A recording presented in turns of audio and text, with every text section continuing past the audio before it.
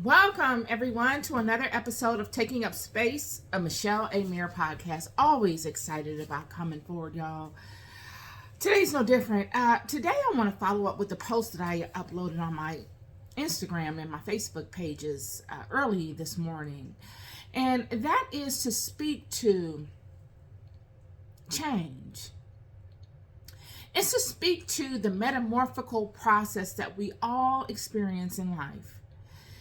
Whether we transition from babies to young adults, or and then don't get me wrong, I might have them all mixed up, but babies to adolescents, maybe, then to young adults, then to preteens, then to middle age, then to your 30s, your 40s, your 50s, your 60s, your 70s, and so on. We all experience this transition. It's a passing of a baton. And it's not as if we transition completely and there's no aspects of us that remain in this transition. It's as if we ascend from one stage in life to the next. And this is the portion of things that I really want to speak to, because I see a lot going on in the world. I know anyone that's paying attention and that's somewhat spiritually aligned can feel it. There's a lot of change at hand. This 2025, actually the last 3 years, has been a tremendous transitory period. Out with the old, in with the new. And you have many people playing tug of war in this transitory state of being, as most transitions experience. No one wants to accept change when it comes upon them. We always fight it, don't we? No matter what we may be going through, we will always fight some sort of aspect of it, because we as humans, we like stability. We like the ability to be able to predetermine what's next. We build our entire existences around them, whether they're our communities we live in, the jobs that we go to, the foods that we eat, the music we listen to on the radio, the environments we choose to go to relax. We like consistency. We like to be able to predetermine, forecast out even what we will get when we make the decision to go to those places. The food we order at restaurants. Oh, I'd love to have that food at such and such's restaurant. Let's go there. I have a taste for that. And then you get there and it's not on the menu that day, or it's not prepared in the way that you want it. You're disappointed, right? You're let down. A lot of us have tantrums. A lot of us fall out with the restaurant, don't want to go anymore. That's because we have based our decision, our state of being, our mental state, on the consistency of that one thing. We found solace in that. And when any of those things change, it throws us off. Many of us have built our entire existence on things that are resting upon sandy ground. They have no solid foundation. We knew this when we built our houses, our levels of comfort, our structured lifestyles on these foundations. We knew it. But we were hoping that, it'll be good through, at least it'll last us throughout our lifetime. If it's going to make any changes, if it's going to shift, let it shift after we moved on from here, maybe reborn back into this. But if it shifts during your lifetime, or even if a strong wind comes and blows at it, and you have neighbors within that environment who leave that environment or make new decisions to abandon that place because of the knowledge that they have of the instability of it, it rubs you the wrong way. It frightens you. It makes you want to be angry with that situation, that system, that person, when in all actuality, you're really angry about the change. You're angry at the truth of the situation that you have built your life upon.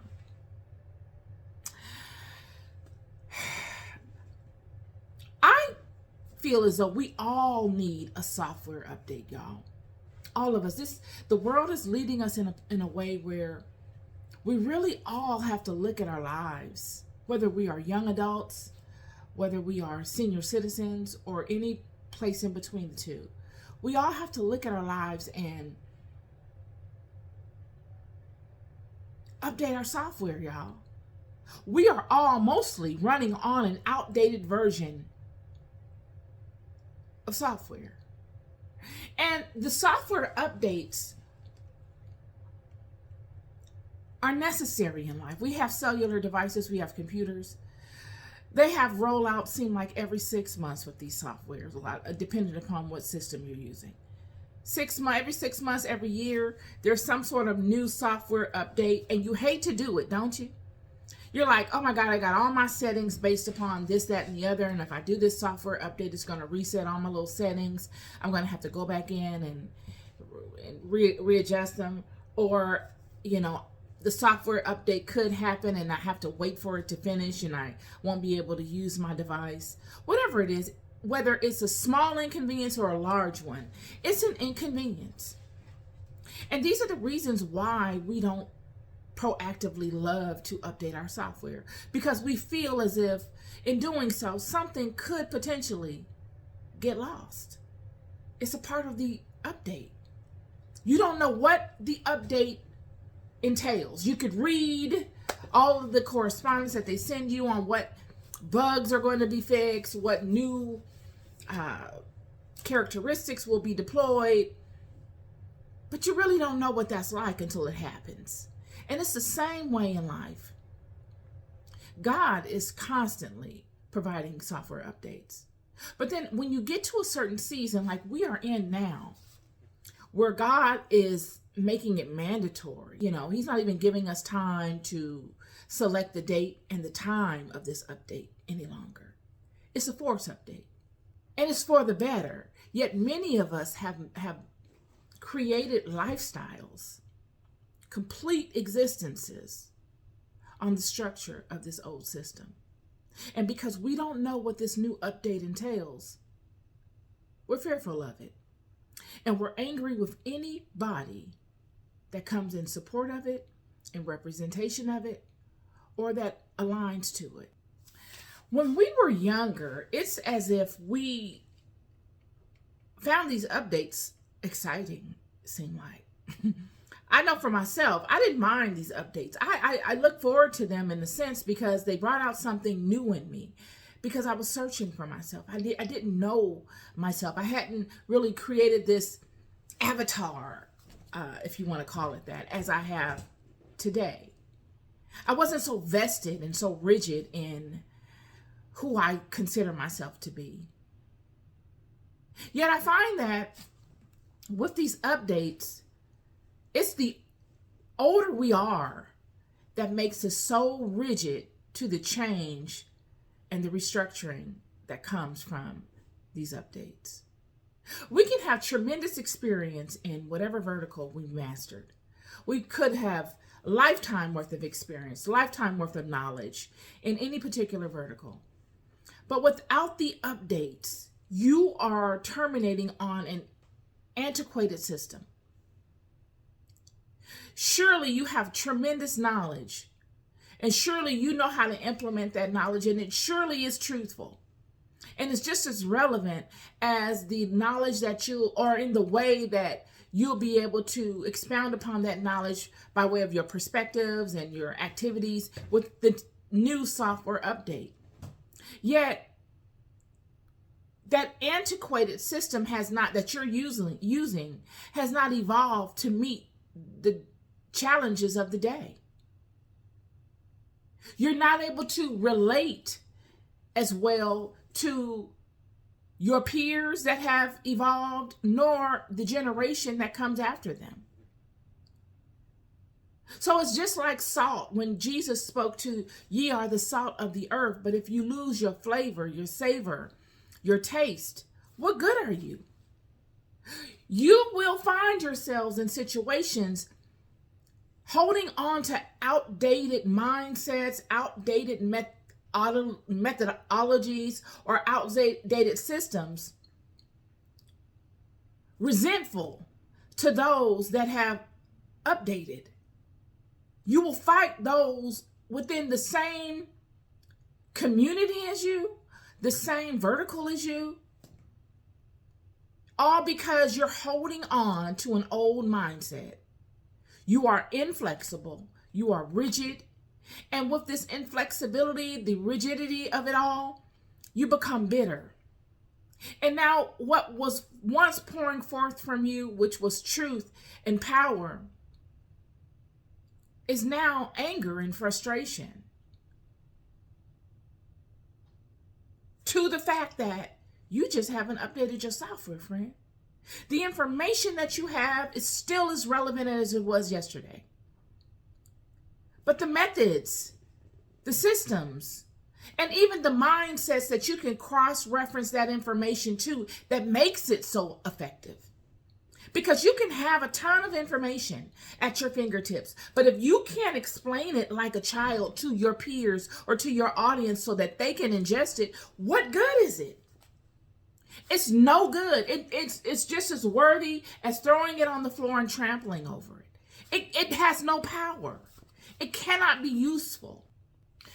Thus making software updates somewhat little mini resurrections. Friend, I'm here to tell you, old versions of myself have been done away and brand new ones have sprang forth, more powerful, more abundant, more wise, greater, better.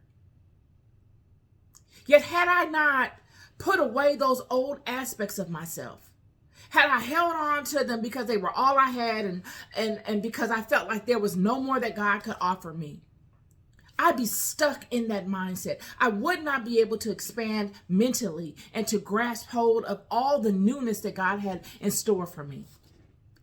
That was just waiting on my update. But in order for me to update, I had to allow it.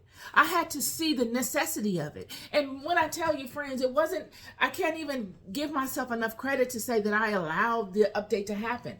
A lot of times, the updates happen because God forces them. God has forced updates on me, friend. And I fought them, only to get to a place where I was swinging at the wind, wasting energy. And then realizing what was before me and what I was dealing with, I released all effort and I allowed. And in my allowance, the updates happened.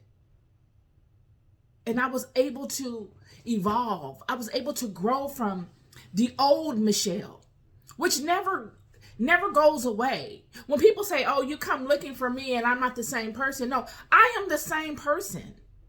I've just evolved.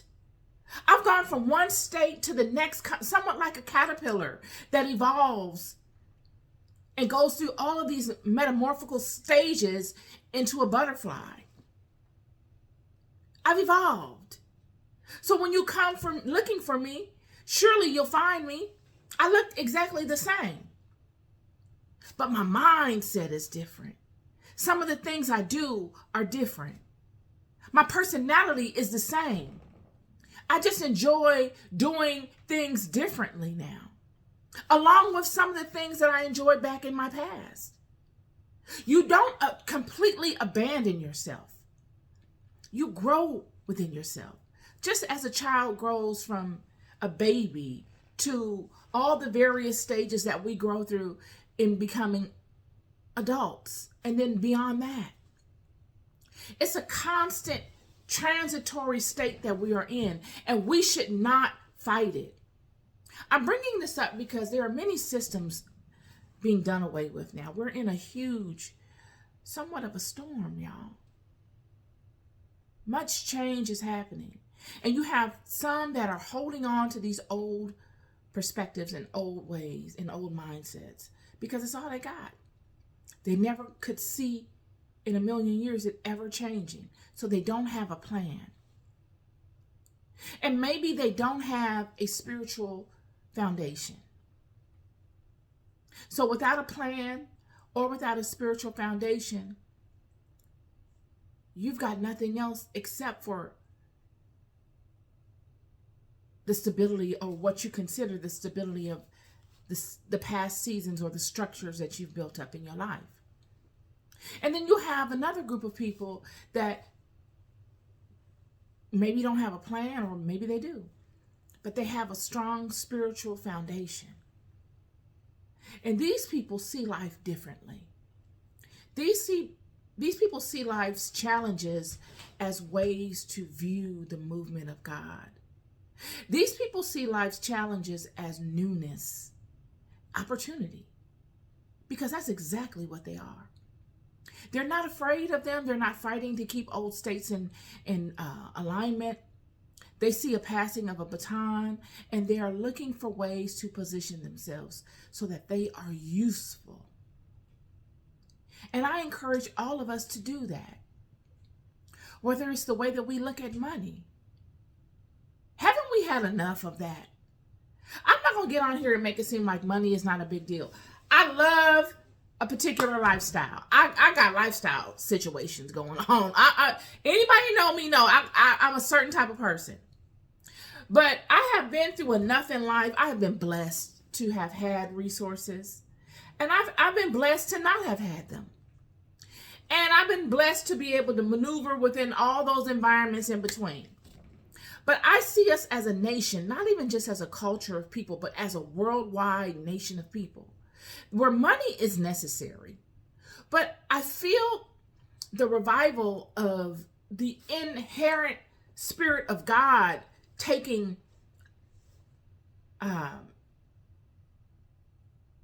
hold of some of the strongholds that we would give money. How's your spiritual bank account? Is your spiritual bank account just as zesty, just as fortified, just as robust as your Bank of America account? Because I'm here to tell you, friend, there are many of us that are seeing that spiritual bank account is where it's at. There is no deficit. There is no inflation, deflation, recession that can come and affect that. You are in total control of that. And that spiritual bank account that you have directs every avenue of your life. It is the attractor of things far beyond what you could even imagine. They all will come to do your will, to do your bidding for you, based upon the amount of energy you have in that spiritual bank account. It controls everything. So in the middle of a drought, or what would be a drought or a ruin for someone else, you're eating. You are cared for. You are provided for in a particular way.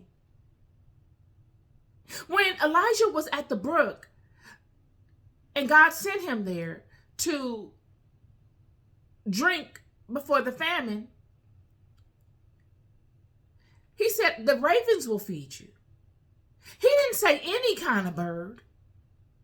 He didn't say, the pigeons, the seagulls, the this, the that. He said the ravens will feed you. Because the ravens feed off of a particular diet. All birds don't all eat the same stuff. So this should tell you, this is symbolic to how particular God will be for you in your season. He's not just going to provide anything for you. He will provide for you that which is structured for you. In famine, drought, lushness, all points in between, friend. And a lot of times, the storms that come in the form of software updates, they come to shake up these old mindsets, these old ways of being, and open us up to something new that we've been longing for all along, something that we've needed, a new perspective on an outdated version of things, so that we can now step into this new perspective with the old information that we have and do something better. Maximize on something that we've always wanted to maximize on, but that's cloaked in newness. And newness makes a lot of people fearful. This podcast episode is really directed to tell you that all of us are resurrecting daily, or we should be. If not daily, when I say daily, that means that all of us are resurrecting daily. Some may resurrect today or update today and may not need another update for 5 years or another year. Whereas somebody will update tomorrow. There's always somebody updating. But we all should be updating. We all should be scanning our environments and not scanning it with the spirit of fear or the spirit of frustration, but scanning our environments to see how can I position myself in this state of newness that is somewhat like the fuzz on the TV. You remember when you were a kid? Many of you might not know. But when the TV, late at night, the TV kind of went fuzzy. And it looked like the gray, like the white and the black were all battling one another. It was like a battle. And that's what happens when we're in these new environments, when storms come upon us and newness happens. It's a battle for position because there's only certain slots available. So there must be a competition. And you must compete. So that when it's all said and done, you know you've done your best to contend. And in you contending, you either allot yourself a seat at that time, or you could be viewed by those in control as a good contender so that when another season comes, you can maybe allot yourself for a seat. Or now you see what it takes to contend and you're ready for the next time the competition comes upon you. But you're ready. When these storms come upon you and these things begin to happen, it's not as if you were prepared for them. It's not like, okay, we know that we're going to have a storm come tomorrow and it's going to do this, that, and the other. You might know it's coming, but you don't know how it's going to affect you. Just like the software update. You know the software update has been showing up on your phone and you've been putting it off. Putting it off. But in your normal rhythm of the day, you don't obsess about, okay, I gotta program the phone for this software update. You just put it off and you get back to your life. Forget about it. Till you see it again, you put it off and you forget about it. But in the back of your mind, you know that you got a notification that there was a software update coming. So now you've got to be able to handle it when it shows up.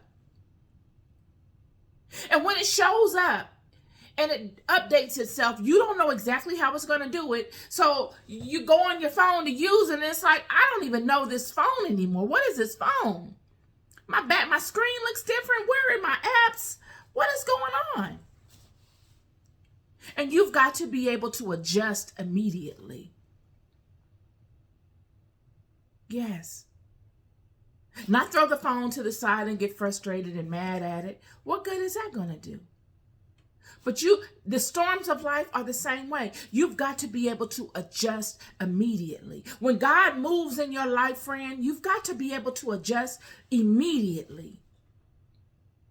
And not act, but to do the best you can while you're in it. Surely there will be seasons that you will look back on and you say, I could have probably did it better than that. But friend, in that season, you didn't know what you were dealing with. So that in which you gave was the best you could do under those constraints. There'll be a million people telling you, oh, you could have did better. You would have did better. You would have been feeling this way and that. Well, how do you know? You don't know that. You don't have the luxury of saying that. I know I did the best I could with it. I sleep well at night knowing I did the best I could. I am proud of my walk.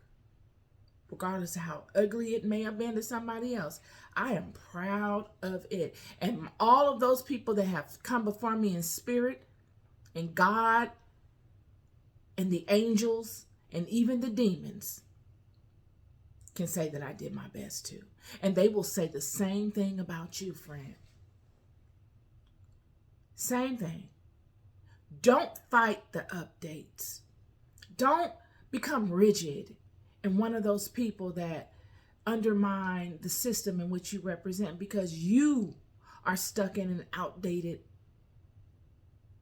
system. Don't become the chief priests and the elders as they were in Jesus's time,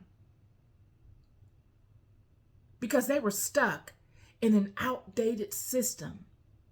They were bound by the constraints of their decisions, and they had built a whole life around these systems and the buddy club and agreeing with people when they know that they are wrong, but they agree because that's how they kept their job. They didn't want to go back to the farm. They had built a whole life on it. And here comes this man just doing what he loves. He's not making any money on it. He doesn't have as much vested capitalistically. So he was free.